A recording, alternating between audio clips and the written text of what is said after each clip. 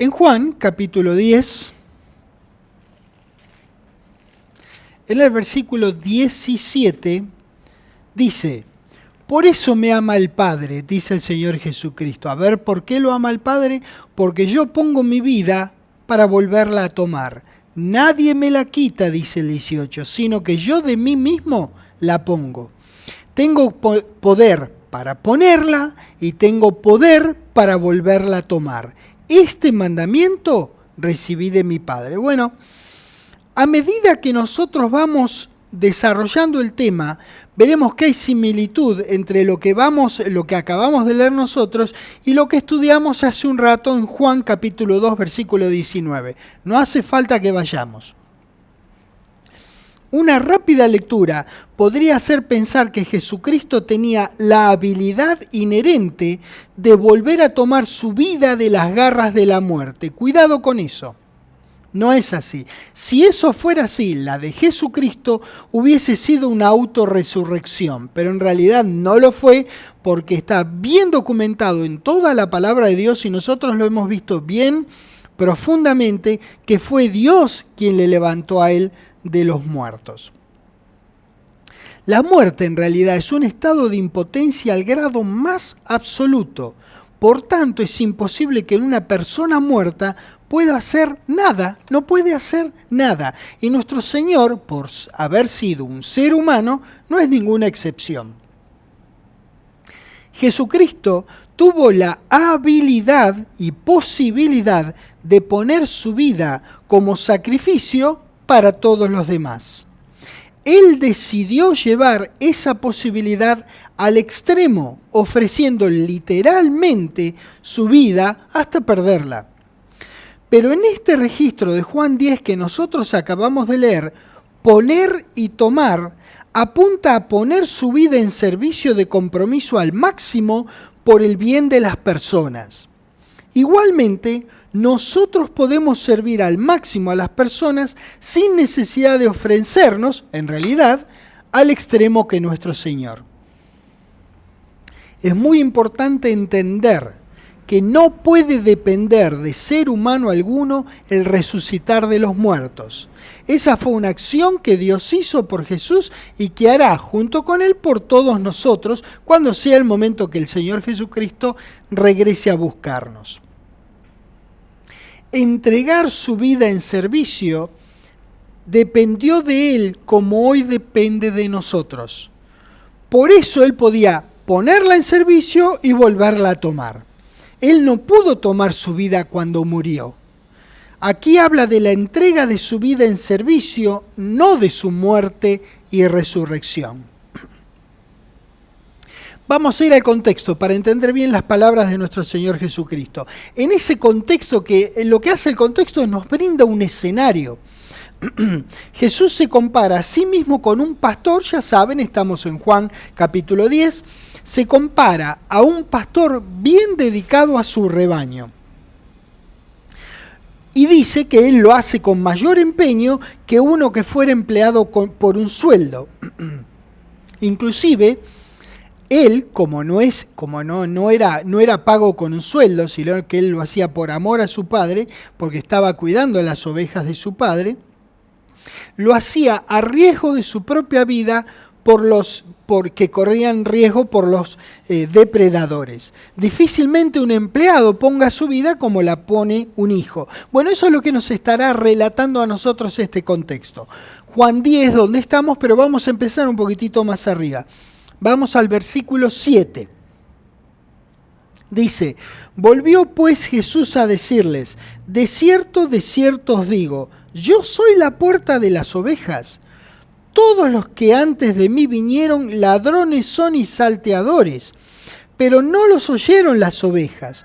Yo soy la puerta, el que por mí entrare será salvo, y entrará y saldrá y hallará pastos.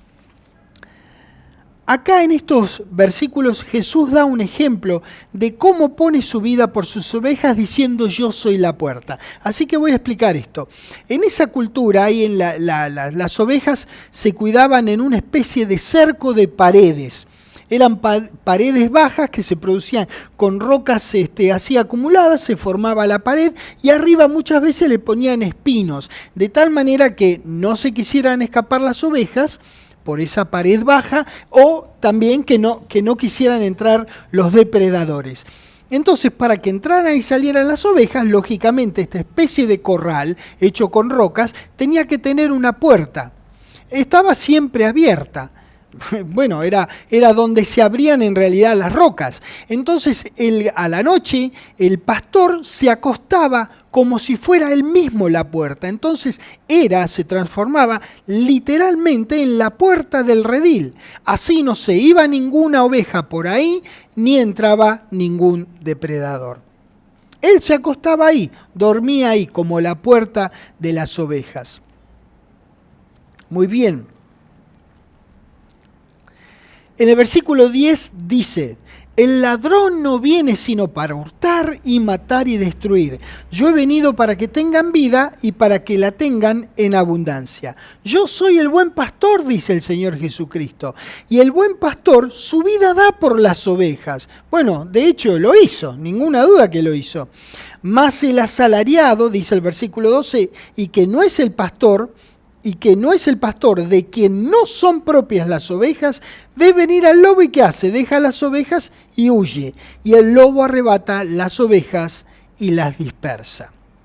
Así que el asalariado huye porque es asalariado y no le importan las ovejas. Yo soy el buen pastor y conozco mis ovejas y las mías me conocen.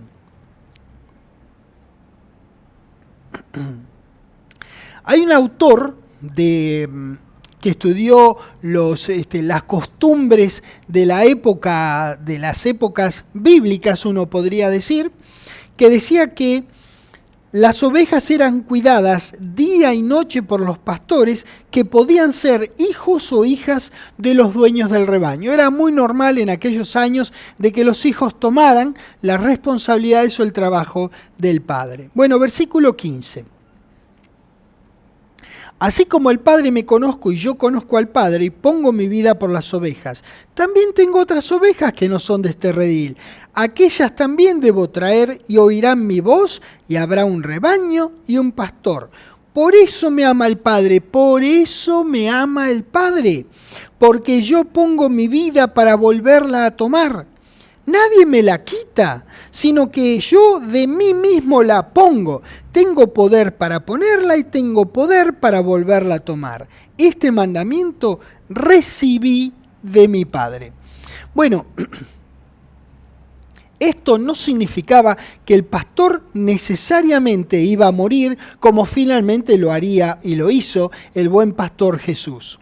El punto principal, final y culminante de esta enseñanza era, al final, su muerte sustitutiva por sus ovejas. Pero el contexto aquí muestra la dedicación diaria por los suyos.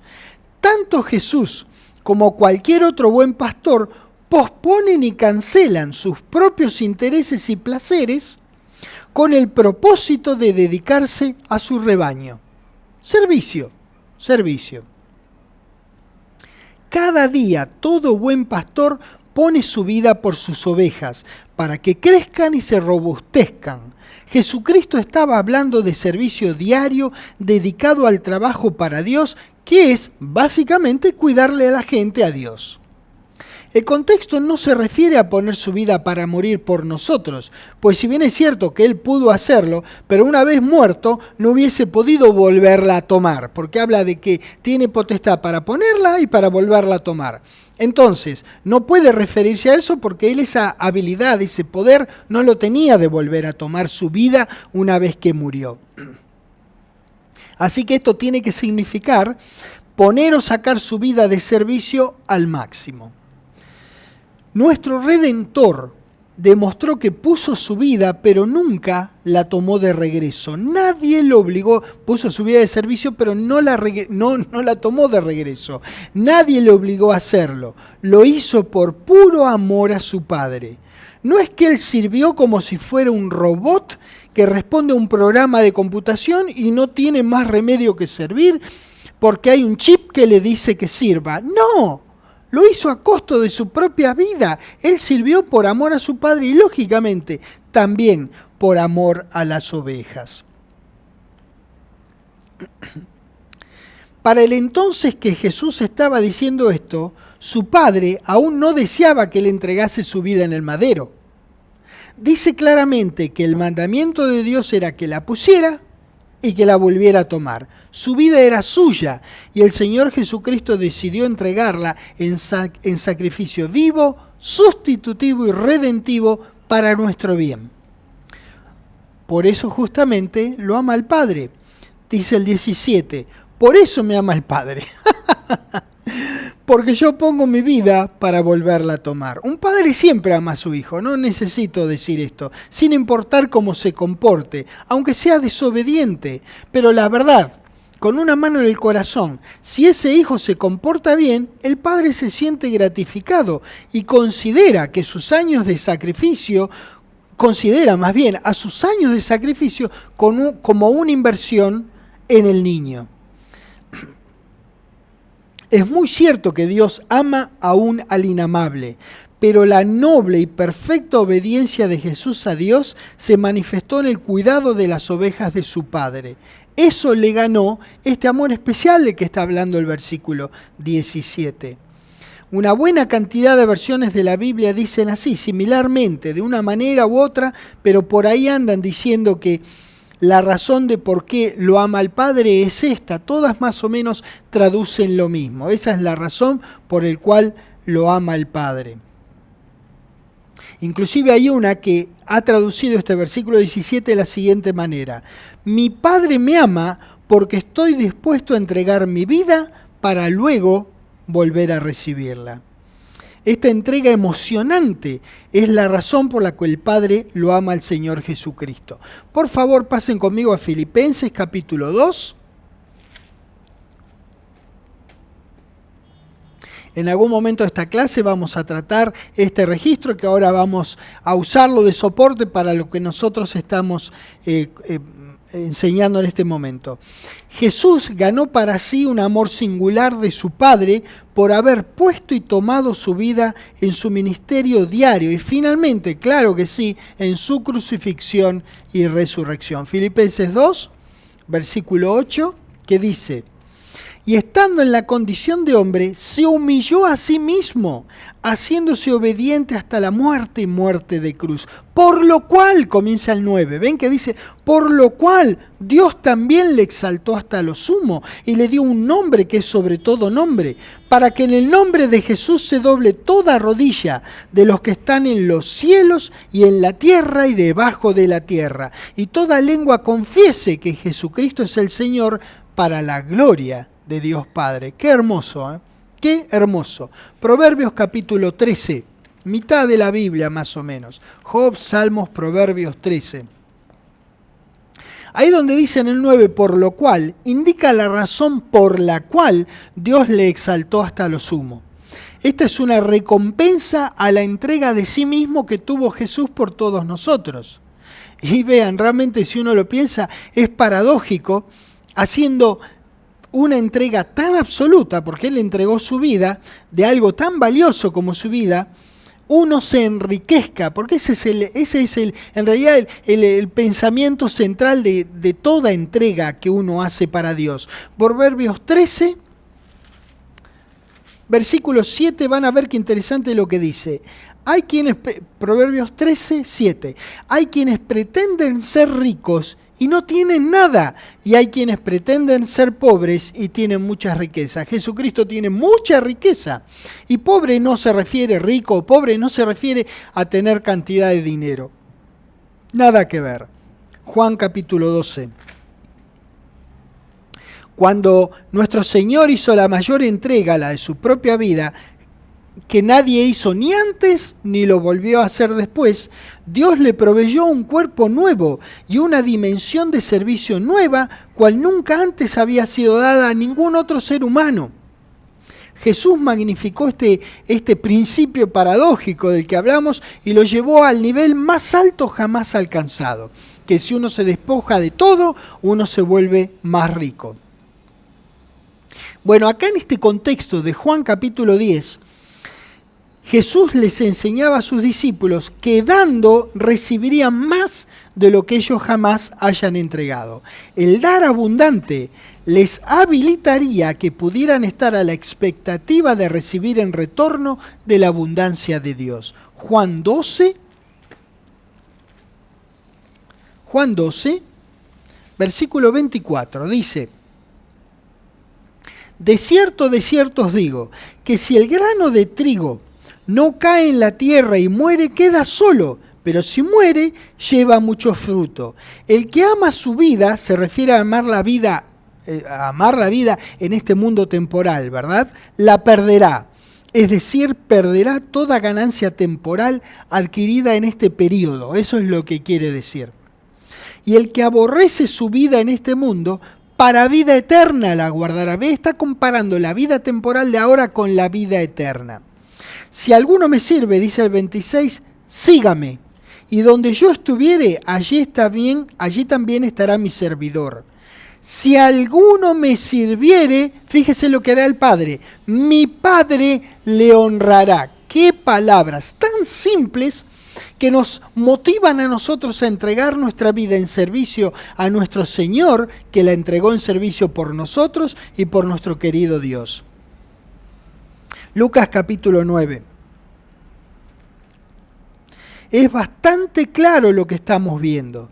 Toda esta vida que tenemos hoy es para servirlo a Dios, sirviendo a nuestro Señor Jesucristo, como el Señor Jesucristo lo sirvió cuando estuvo sobre la tierra. Eso es trabajar por recompensas para el futuro. Eso es sembrar para vida por siempre. Lucas 9, versículo 23. Y decía a todos: si alguno quiere venir en pos de mí, niéguese a sí mismo, tome su cruz cada día, dice. Fíjese lo que dice ahí, cada día, y sígame, porque todo el que quiera salvar su vida la perderá, y todo el que pierda su vida por causa de mí, éste la salvará. A lo que uno se niega es a sus deseos propios y cede paso a los deseos de Dios. Vea que dice ahí, cada día. Ese es el estilo de nuestro servicio y del servicio del que hablaba nuestro Señor Jesucristo. Mateo. 2 libros para atrás, Mateo capítulo 10.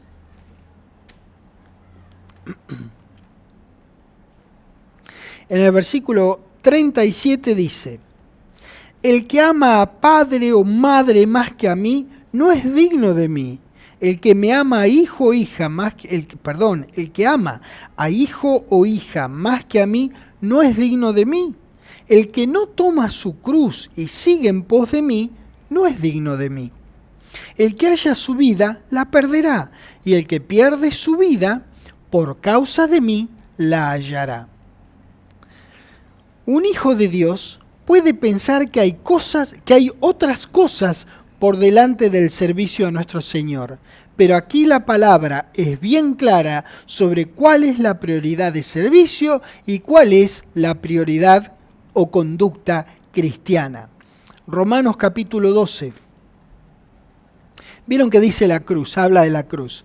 La cruz era usada por los romanos para ejecutar a los delincuentes. Era una muerte lenta, agonizante, vergonzante, era pública, era desgarradora. Quitaba la vida de a poco, de manera humillante, y subrayaba que, por así decir, la conducta del supuesto delincuente, debo decir supuesto delincuente porque nuestro querido Señor fue sacrificado en un madero como el que nosotros estamos describiendo acá, y de delincuente no tenía ni una célula. Entonces, por eso digo la conducta del supuesto delincuente.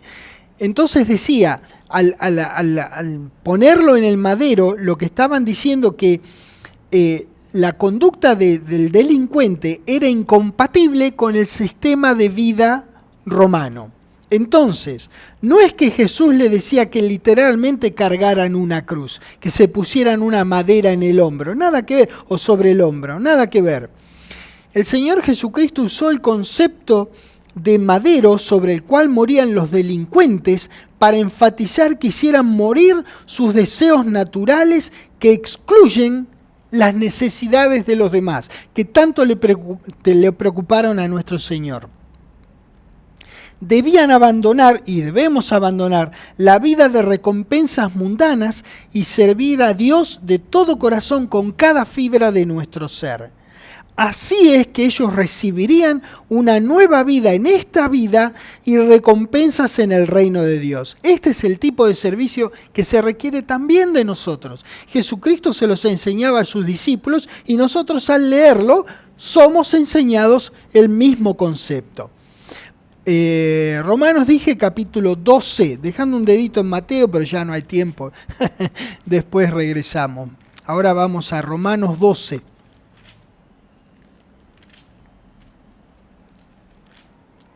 En el versículo 1, la palabra de Dios dice: así que, hermanos, os ruego por las misericordias de Dios que presentéis vuestros cuerpos en sacrificio vivo, santo, agradable a Dios, que es vuestro culto racional. Muy claro, un sacrificio vivo, no un sacrificio de muerte. Ya lo hizo nuestro Señor. El nuestro es un sacrificio de entrega, de renunciar a algunas cosas para servirlo a nuestro Señor, que sirvió también a nuestro querido Dios y Padre Celestial. Es un sacrificio de práctica diaria, de presentar el cuerpo y alma de uno en servicio vivo a Dios. El más grande ejemplo de poner la vida en servicio diario a Dios se encuentra, lógicamente, como ustedes imaginarán, en el ministerio del Señor Jesucristo, el cual culminó con Él poniendo literalmente su vida por todos nosotros. Eso significa hacer su voluntad y no la nuestra propia. Uno debería permanecer firme en lo que se comprometió cuando uno dijo que Jesús era su Señor. Ya dijiste eso, si sos hijo de Dios, ya pensaste eso, ya lo consideraste y por eso Dios te hizo renacer de su Espíritu. Bueno, pues bien, uno debe mantenerse firme en que Jesús es su Señor y hacerlo Señor de uno cada día y no cada tanto. Cada día dice. Necesitamos ver la grandeza de la enseñanza que nos dejó Jesús con su ejemplo y necesitamos servir diariamente por el resto de nuestros días. Mateo capítulo 11.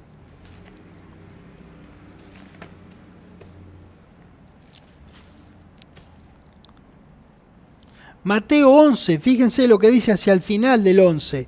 En el versículo 29, cuando dice: llevad mi yugo sobre vosotros, dice el Señor Jesucristo, y aprended de mí, que soy manso y humilde de corazón. Y entonces, damas y caballeros, cuando nosotros aprendamos del Señor Jesucristo y nosotros sirvamos como sirvió el Señor Jesucristo, entonces hallaremos descanso para nuestras almas.